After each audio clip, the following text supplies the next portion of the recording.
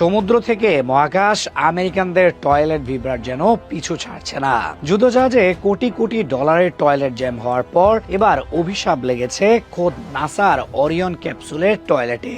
শুনতে হাসির মনে হলেও আর্টেমিস মিশনের নভোচারীদের জন্য এটি ছিল এক চরম অস্বস্তিকর বাস্তবতা।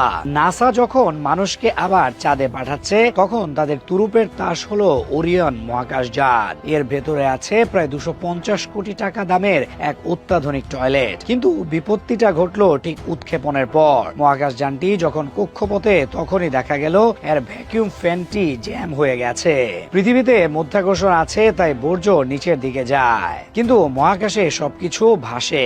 সেখানে বর্জ্য টেনে নেওয়ার জন্য লাগে শক্তিশালী সাকশন সিস্টেম। জিরো গ্র্যাভিটিতে নোংরা আবর্জনা যখন নভোচারীর চোখের সামনে ভাসতে শুরু করবে তখন চাঁদে যাওয়ার রোমাঞ্চ নিমিষেই বিষাদে পরিণত হবে।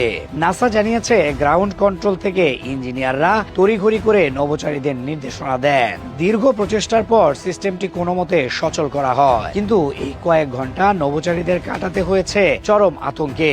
যদি এটি ঠিক না হতো তবে হয়তো কয়েক বিলিয়ন ডলারের এই মিশন মাঝপথে বাতিল করতে হতো। হাইটেক সেন্সর আর সুপারসোনিক ইঞ্জিন বানাতে পারলেও আমেরিকানরা কেন যেন একটি নির্ভরযোগ্য টয়লেট বানাতে হিমশিম খাচ্ছে। এর আগে স্পেস এক্স এর ক্রু ড্রাগনেও পাইপ ফেটে মেঝেতে প্রস্রাব জমে গিয়েছিল। এটা যেন মহাকাশ বিজ্ঞানের এক ভয়ঙ্কর রসিকতা। তাই পরবর্তীতে যখন দেখবেন নভোচারীরা চাঁদের মাটি স্পর্শ করেছেন তখন মনে রাখবেন তাদের বীরত্বের আড়ালে লুকিয়ে ছিল একটি সচল টয়লেটের জন্য নিরন্তর প্রার্থনা।